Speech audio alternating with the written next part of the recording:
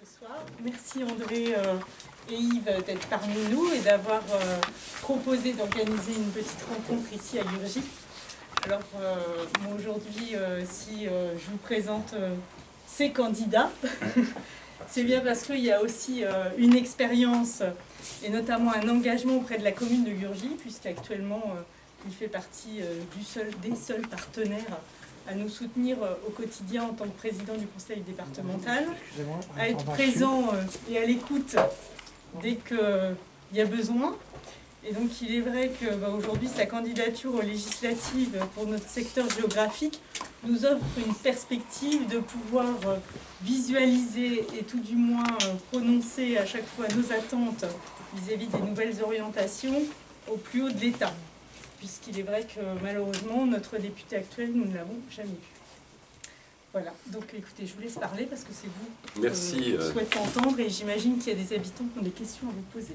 Donc on va essayer de ne pas être trop long. On ne passera pas 2 heures. Les réunions de 20h30, elles durent 2 heures. Celle de 18h30, 1 heure, volontairement pour permettre l'échange. Et en deuxième lieu, pour nous permettre de rejoindre la réunion qui suit, puisque tout à l'heure, nous allons à Nigel. Bien. Donc avant de commencer, je vais donner, puisque c'est notre manière de procéder, donner la parole à Yves qui va nous dire quelques mots le concernant. Donc moi, si vous voulez, c'est André qui se présente à vos suffrages. Moi, je suis là qu'en roue de secours. Et mon rôle, si vous voulez, c'est d'abord de bien matérialiser l'union de l'UDI et des Républicains. Voilà, donc moi je suis gaulliste depuis tout jeune, André est UDI, donc on a vraiment une vraie alliance des Républicains et de l'UDI. On n'est pas des défroqués, on est toujours dans nos partis, on n'est pas des opportunistes, on croit dans nos valeurs, et donc cette alliance, si vous voulez, est là pour montrer notre unité. Du Parti républicain et du centre de l'UDI. Voilà, c'est ce que j'ai à dire. À côté de ça, je suis un industriel de formation. J'ai passé ma vie qu'à faire ça. Et puis accessoirement, depuis 2008, je suis maire de Saint-Florentin et depuis 2014, président de la communauté de communes qui vient juste frotter les... On a des habitants de Chemillé. Ah, donc je suis aussi président des chemis, On a du quoi partout ici. Voilà. Du quoi. Donc c'est un plaisir pour moi de matérialiser cette unité.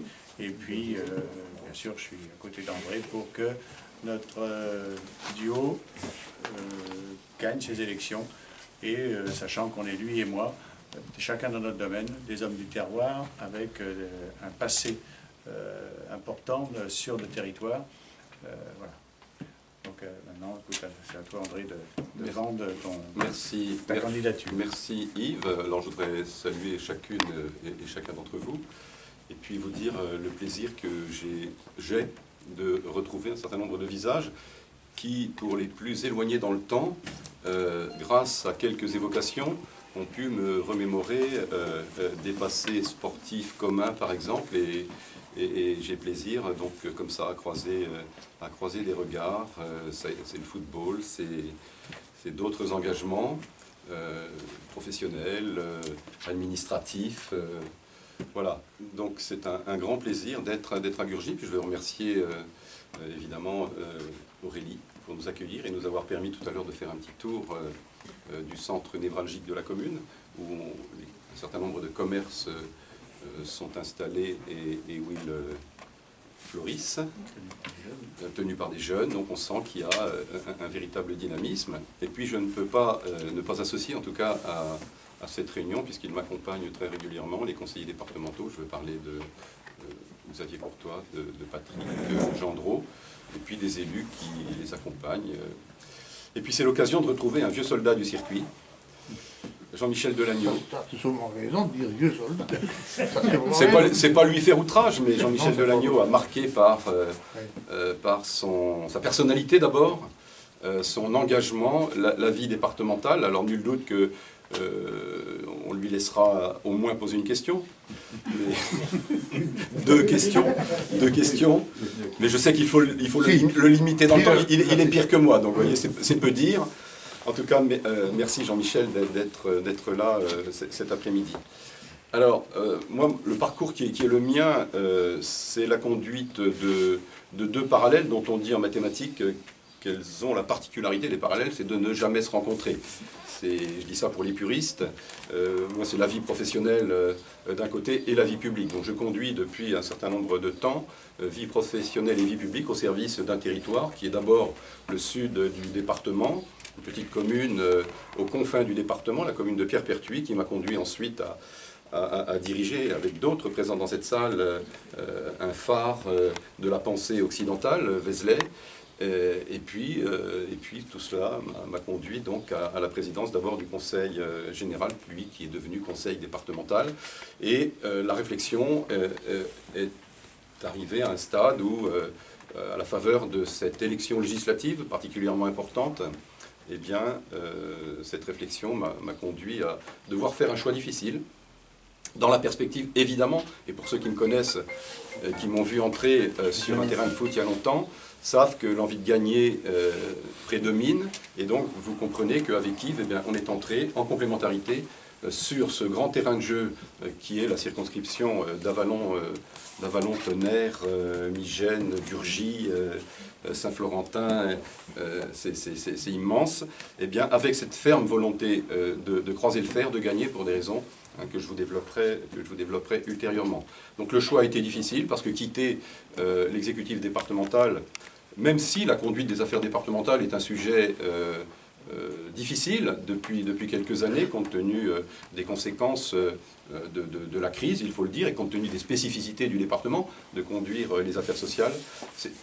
Quand on en a acquis, je le dis modestement, la maîtrise, avec une équipe, parce qu'on ne fait jamais rien seul, je le dis très régulièrement, eh bien, on pèse de manière extrêmement sérieuse les choix qu'on est amené à faire, et en tout cas, le choix a été, pour certains peut-être, long, mais il est définitif, puisque vous avez compris que la candidature donc, a été posée dans la dernière séquence et qu'elle nous conduit aujourd'hui à devoir expliquer quelle est notre démarche. Alors, je voudrais vous dire en 3 ou 4 temps comment les choses se présentent. D'abord, sur le plan politique, au niveau national. Ensuite, aborder 3 questions en forme de priorité. Le travail, la ruralité et la santé. Et puis terminer par une note, je ne vais pas dire polémique politique au sens noble du terme, qui montre bien quelle est la stratégie qui a été mise en place, quelles sont les orientations que nous souhaitons pour la circonscription dans toute sa diversité. Donc, d'abord vous dire que l'élection présidentielle, elle est passée, ça n'a échappé à personne. C'est derrière, nous avons un président de la République, Emmanuel Macron, qui est le 8e président de la 5e République, qui est un homme brillant, et je pense que toute la nation fonde sur son engagement. Ne comptez pas sur moi, en tout cas, pour venir le critiquer sur la place publique.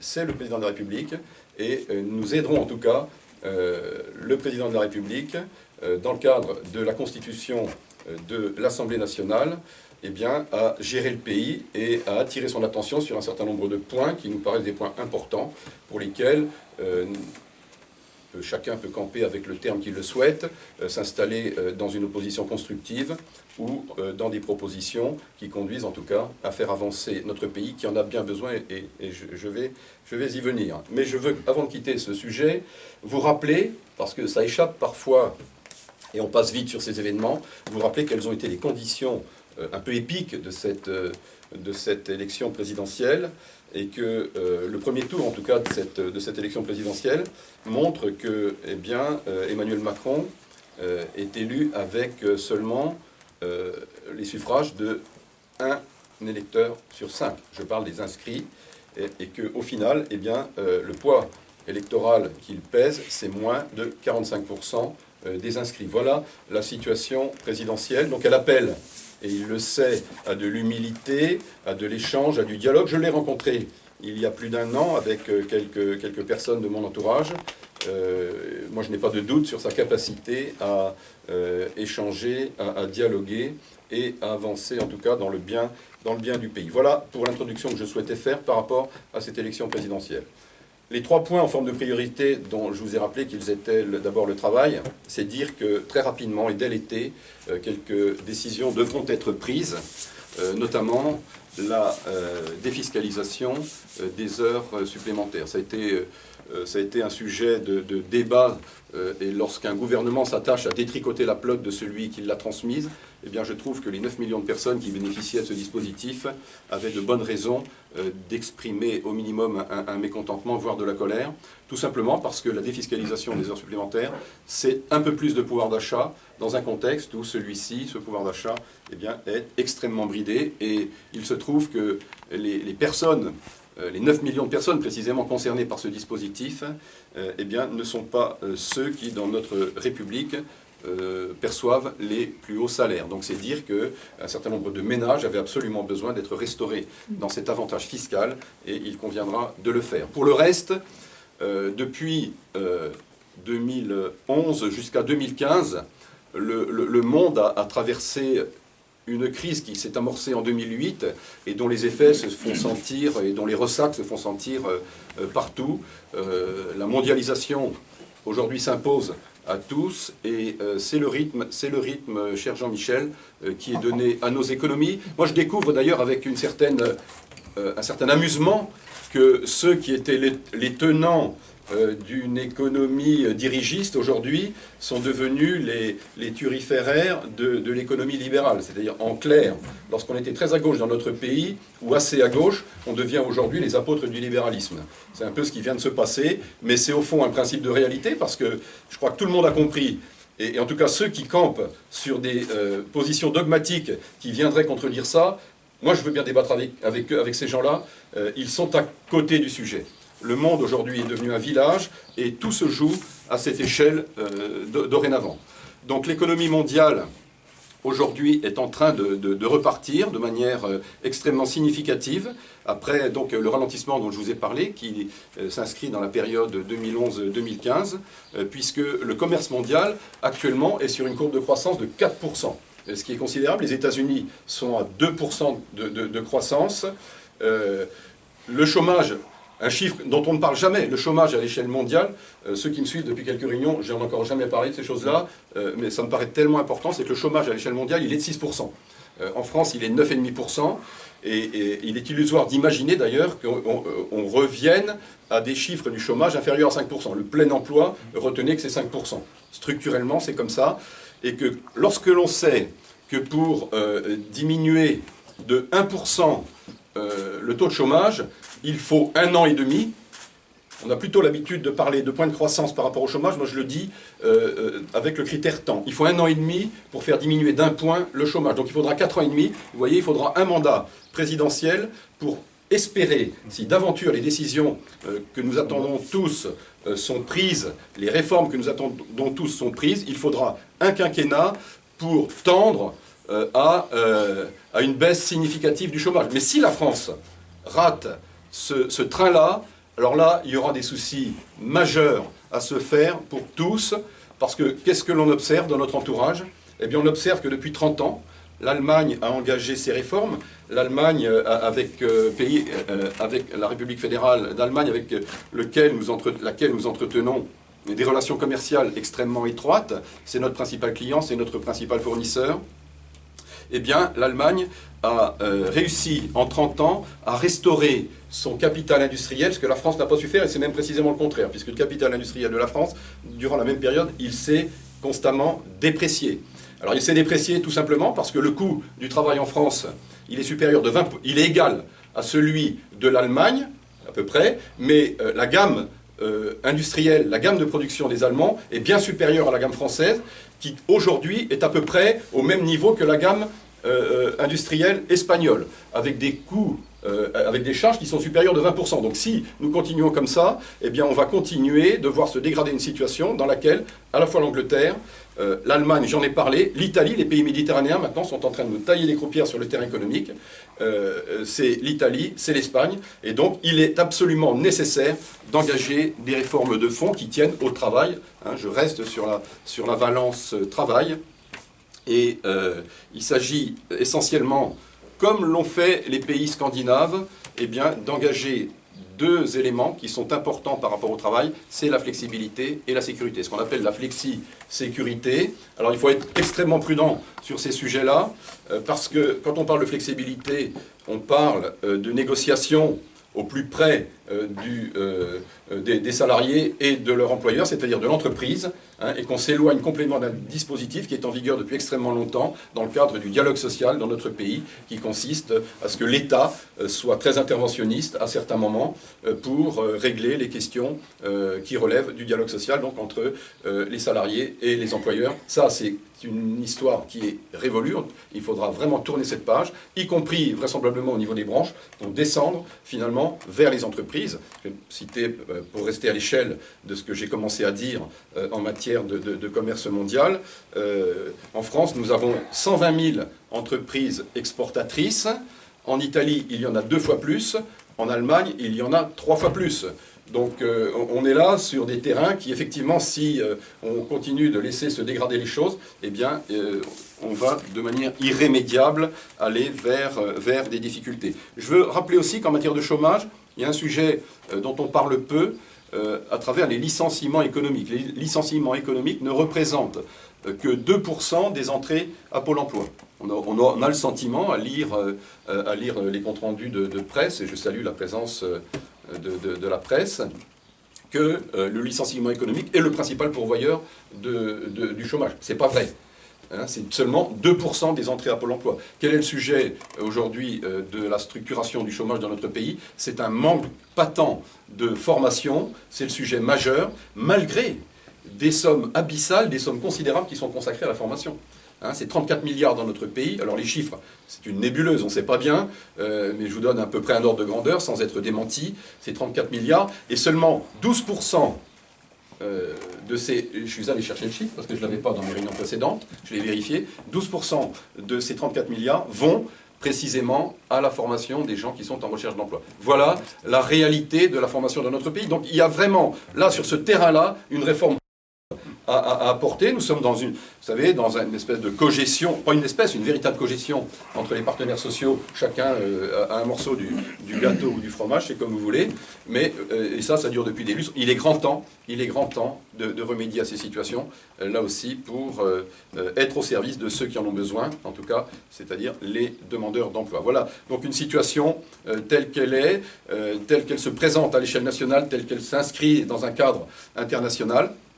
Et je veux citer peut-être un dernier exemple pour montrer que le retard qui a été pris en France, il se traduit par des comparaisons qui sont très objectives, qui sont indéniables. C'est qu'on parle du taux de robotisation. Eh bien, la France est très mal placée, l'Allemagne est beaucoup mieux, le Japon encore mieux et la Corée encore mieux. Donc ça, c'est un critère pour lequel le coût du travail doit absolument baisser si on veut jouer et on n'a pas le choix, dans cette cour du commerce international.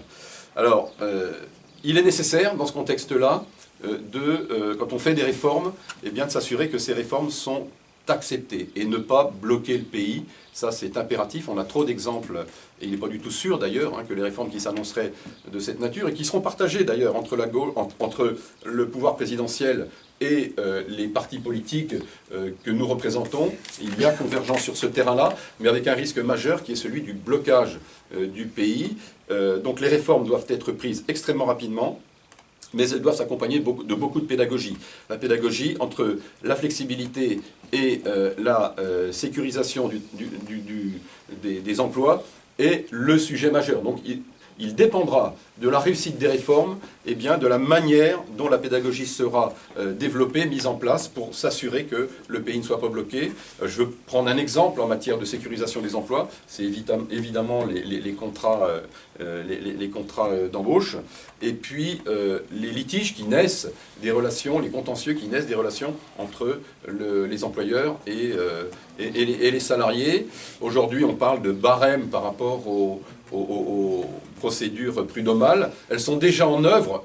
Il est envisagé de les inscrire dans un texte et ça fait réagir aujourd'hui les syndicats de salariés. Donc ça, c'est un sujet pour lequel il faudra faire extrêmement de pédagogie. Et lorsqu'on réforme en profondeur un système comme celui-là, eh bien, il faut donner du lest en matière de demande, c'est-à-dire rapporter du pouvoir d'achat. C'est tout le sens qui sera donné, en tout cas, pour réussir cette opération. La divergence entre les propositions qui sont faites par Emmanuel Macron et les nôtres, c'est que le financement du dispositif qui repose aujourd'hui sur le système assurantiel, c'est assurance maladie et assurance chômage, qui relèvent du système assurantiel. Demain, eh bien, il est proposé par le président de la République d'en faire un système étatique, puisque c'est l'impôt qui va prendre en charge à hauteur de 22 ou 24 milliards de prélèvements supplémentaires par la hausse de la CSG d'un point virgule 7 qui vont s'appliquer sur 3 catégories de revenus. Les salaires qui vont passer à une taxation de, alors attendez là, que je ne me mélange pas dans les décimales, de 9,2. La taxation des placements et de l'épargne, voilà, à 9,9, et la taxation des pensions et retraites à 8,2. Voilà le dispositif tel qu'il est annoncé, qui va dégager les marges de manœuvre financières dont je viens de vous parler, qui passe mal au niveau de certaines catégories, il faut le dire, notamment des retraités par exemple, puisque s'agissant des salariés, si on baisse des cotisations maladie et chômage, et qu'elles sont compensées par l'impôt, le delta, la différence, va être légèrement à l'avantage des salariés. Pour un SMIC, par exemple, c'est 25 € par mois. Bon, je ne parlerai pas de la taxation des placements et de l'épargne, mais pour la troisième catégorie, qui est celle des pensions et retraites, eh bien, là, il n'y a pas de compensation. C'est une taxation de plein fouet, en tout cas, des retraites et des pensions. Donc la proposition qui est faite en face, c'est un allègement de la fiscalité sur le revenu à hauteur de 10%. Voilà l'une des différences, en tout cas majeures, qui interviennent dans ce projet de réforme, dont je rappelle, j'y insiste beaucoup, mais qu'il est absolument nécessaire, indispensable pour notre pays, pour la France. Avant de quitter le sujet du travail, je voudrais évidemment parler, puisque la transition était toute faite, c'était le sujet des retraites. Notre pays souffre de distorsions énormes, un système de retraite dans lequel c'est une véritable jungle. Il y a 70 régimes de retraite différents. Il y a une mise à plat nécessaire de tout ça. Alors, il faut s'y coller parce que on l'a toujours dit, mais on ne l'a jamais fait, personne. Et il faut vraiment s'engager dans une mise à plat de ces dispositifs.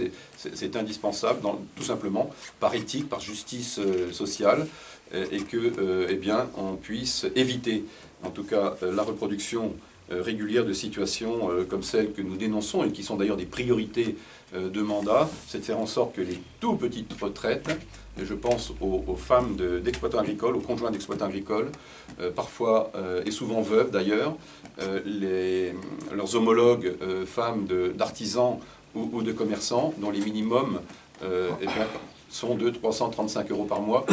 Ça relève de l'indignité nationale, c'est ce que j'ai dit dimanche sur un plateau de télévision, c'est tout simplement intolérable, inacceptable. Il est grand temps de mettre de l'ordre là-dedans. Alors, ça a toujours été annoncé, ça n'a jamais été fait, et ceux qui l'annonçaient d'ailleurs en 2012, eh bien, le disent aujourd'hui encore. Mais ils ont simplement changé de casquette pour le faire. Et ça sera ma conclusion, j'y reviendrai tout à l'heure.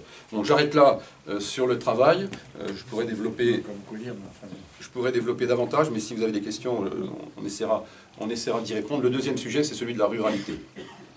Notre circonscription est une circonscription rurale. La ruralité, c'est quoi? C'est essentiellement 2 critères socio-économiques. C'est d'abord une densité de population faible sur un territoire, puisque dans l'Yonne, nous sommes à 42 habitants au kilomètre carré, et il n'est pas rare, sur la circo sur laquelle nous sommes, eh bien, d'identifier des territoires où cette densité de population est inférieure à 10 habitants au kilomètre carré. C'est l'est de la circo, le Tonnerrois, les plateaux qui bordent le Châtillonnais. Voilà une situation, un premier critère. Le deuxième critère, c'est l'activité économique dominante. C'est l'agriculture qui domine sur ce territoire, c'est la spécificité du département, mais singulièrement de la circonscription. puisque on y trouve des grandes cultures de la vigne. Je voudrais vous donner, sans vous en abreuver, quelques éléments. Ils sont importants et au moins ils fixent les idées. Le département de l'Yonne, en matière agricole, c'est 443 000 hectares qui sont mis en valeur, à peu près à 60% pour des productions dites de grandes cultures céréalières, qui placent le département d'ailleurs sur le podium au niveau national pour un certain nombre de productions. C'est le colza, par exemple, l'orge. Vous savez qu'il y a des orges, par exemple, de Lyon, des orges de brasserie de Lyon, qui sont embarquées au port de Gron pour la Chine, pour faire de la bière en Chine. La fameuse bière Qingdao est produite en partie seulement, bien évidemment, parce que des orges viennent de partout du monde entier, mais de Lyon. Donc c'est quand même un sujet très intéressant. Donc une partie céréalière très importante, 60% des surfaces, mais le tiers seulement de la valeur de la production agricole du département, c'est-à-dire 359 millions, 360 millions, retenez-le pour des raisons pratiques.